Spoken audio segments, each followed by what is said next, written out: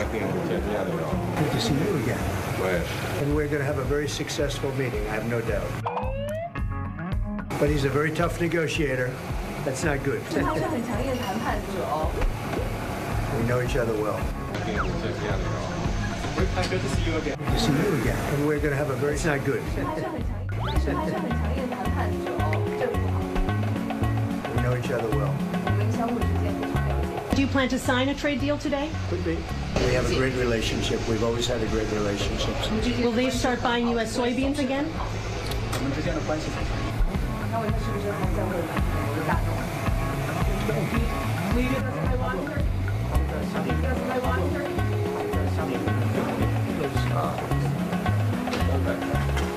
Everybody else.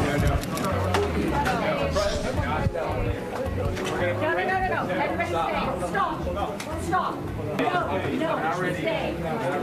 Stay.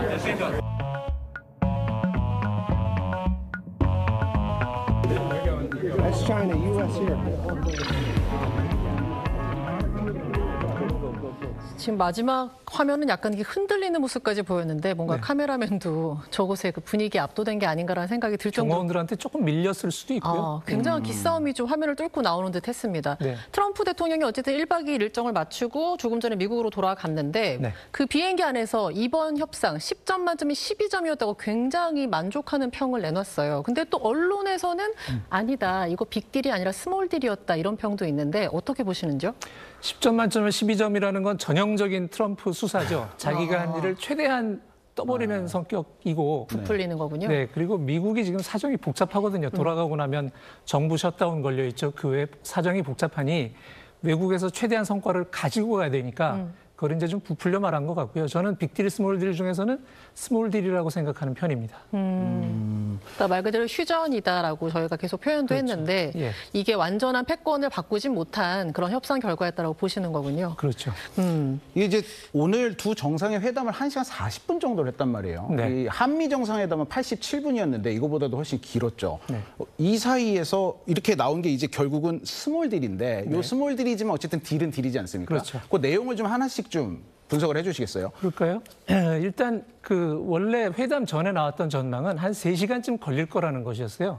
우리보다는 훨씬 긴데 기본적으로 우리와 미국과의 협상보다는 훨씬 커버해야 되는 주제가 크고 많고요. 네. 그다음에 또 중간에 역시 통역이 들어가고 하니까 3시간 회담을 해도 실질적으로 얘기할 수 있는 시간은 1시간 남짓일 거라는 전망이 있었는데 오히려 좀 짧게 끝난 거예요. 그거보다는 짧게 끝났죠. 그러니까 이 얘기는 뭐냐면 그 미국의 베센트 재무장관하고 중국의 허리펑 부총리가 사전에 만나서 말레이시아에서 조율을 했잖아요. 네. 네. 그대로 거의 확인하고 넘어간 회담이라고 볼 수가 있는 거예요. 그리고 이거는 사실은 회담의 방식을 놓고도 올 봄부터 미국과 중국이 계속 줄다리기를 했습니다. 시진핑 주석은 실무선에서 다 정리되면 만나서 확인만 하는 회담. 트럼프는 본인 스타일상 자기가 마지막에 통 크게 뭔가 하는 회담을 원했거든요. 근데 이 회담 방식도 결국은 어찌 보면 시진핑 주석이 원한 방식으로 결정이 났다고 볼 수가 있겠죠.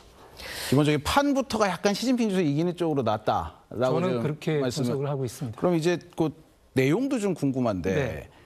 그 일단 히토류 그게 제일 그 관심사였죠. 네. 히토류 부분이 일단 휴전이 된 겁니다. 네. 중국이 강력한 수출 통제를 시행하겠다고 했다가 그걸 일단 1년 유예하고 네. 내년에 다시 신중히 보겠다라고 얘기를 했고요. 이제 트럼프 대통령은 중국이 히토류 수출 통제를 강하게 하겠다고 하니 100% 추가 관세를 때리겠다고 했다가 그게 원래는 11월 1일부터거든요. 그런데 중국이 히토류를 유예하면 그 관세도 자동으로 유예가 되는 거죠. 뭐 사실은 이 부분을 명확히 명시 안 했다고 쓴 기사도 있던데 사실 이렇게 그 관세도 유예한다는 거는 이미 그 양국 부총리 간 협의에서 그렇게 프레임이 마련이 돼 있던 사안입니다. 그다음에 그 미국에서 나는 대두를 중국이 이제 다시 수입을 재개하기로 했고요. 네. 미국은 그 펜타닐이라고 하는 마약성 진통제 있잖아요. 미국 거리에 막 사람들이 좀비처럼 걸어다니게 만드는 그것의 원료가 되는 물질을 중국이 단속해 주기로 하고 원래는 그것 때문에 올 봄에 중국에 20% 관세를 추가로 때리겠다고 했다가 그걸 이제 10%로 좀 낮추기로 했습니다. 이게 이제 결국은 정리를 해보면 히토리와 대두가 미국에게 굉장히 아픈 부분이었는데 네. 중국에게는 뭐 미국의 관세가 물론 계속해서 발목을 잡는 거였고 네. 이 대두도 아까 이제 영상에서 보면은 대두 수입할 거죠 했는데 대답을 끝까지 안 했잖아요. 시진핑 주석이 약간 애를 태우는 건가 싶기도 했는데 대두가 솔직히 뭐 다른 콩하고 좀 다른 콩인가요? 일단 그 대답 안 한 부분은요. 그 두 분이 어떻게 보셨는지 모르겠는데 트럼프 대통령은 그 요새 이제 젊은 분들이 얘기하는 MBTI로 전형적인 E타입이잖아요. 엄청 외향적인 사람. 근데 시진핑은 굉장히 I타입 같지 않습니까? 우리가 평소에 볼 때. 그 기본적으로 그 트럼프와 대면해서 막 이렇게 스몰 토크하고 이런 거가 시진핑은 일단 불편했을 거예요. 그러니까 이제 스몰 토크 자체가 동양인에게 그렇게 그렇죠. 익숙하진 않잖아요. 사실 또. 영어를 꽤 하시는 한국 분들도 그렇죠. 그거 사실 힘들어 하시거든요. 네네. 미국 사람들하고 할 때. 그러니까 이제 시진핑이 대두 수입 재개 문제와 상관없이 그 부분에서는 조금 그랬던 것 같고요. 대두라는 게 콩이 여러 가지 종류가 있지만 네. 이제 우리가 쉽게 생각하면 그 메주 만들고 네. 두부 만들고 하는 그 약간 하얀 빛깔 나는 콩 있잖아요. 네, 그걸 네. 이제 대두라고 하는데 영어로는 소이빈입니다. 이게 미국 입장에서는 굉장히 중요한 작물이에요. 왜냐하면 미국 중서부의 그 광활한 평야에서 농사를 짓는데 밀보다 단위 면적당 수익성이 한 5배가 나옵니다. 그리고 이게 콩 자체도 먹을 수 있지만 네. 여기서 콩 기름을 뽑아요. 식용유가 나오고 그 기름을 짜고 남은 대두박이라고 하는 찌꺼기가 돼지 사료가 됩니다. 근데 중국이 전 세계 돼지의 한 절반을 생산하고 절반을 먹거든요. 네. 돼지고기 소비가 엄청나기 때문에 콩 소비도 많아요. 그래서 지난해에 중국이 한 그 2천만 톤 정도의 대두를 자체적으로 생산을 하는데 1억 톤을 수입을 해야 될 정도가 됩니다. 그러니까 최대 바이어네요, 세계에서. 그렇죠. 그리고 그걸 저는 뭐 수요를 채우는 면도 있고 미국의 코를 꿰는 측면도 있었다고 생각을 하는데 미국 콩을 대량으로 사 왔었어요. 그러다가 일부러. 그렇죠. 그런데 올해 4월에 트럼프 대통령이 고율의 관세를 때리니까 네. 거기에 대한 반격으로 콩 수입을 올해 하반기에 완전히 끊어버렸었습니다. 그러니까 미국 입장에서는 굉장히 아팠던 거죠. 약간 빌드업을 해가지고서는 어떤 짜잔하고 결과물을 내놨다 이렇게 볼 수 있겠네요. 그렇죠. 트럼프, 네, 말씀하세요. 아니 그래서 이제 요 얘기는 좀 이따 또 좀 여쭤보겠지만 일단 제가 좀 성격이 급해서 제일 이제 궁금한 게 그래서 이 단판 누가 이겼냐? 아니 뭐 스몰딜이긴 해도 그래도 뭐 누군가가 좀 더 이득을 가져갔을 텐데 그게 누군지 좀 분석이 필요해 보여요. 일단은 승리를 어떻게 정의하냐의 문제가 있을 텐데요. 네. 그 양쪽이 얻어간 걸 한번 좀 보겠습니다. 네, 좋아요. 자, 미국은 일단 히토류와 대두와 같은 굉장히 아팠던 부분을 해결을 했죠.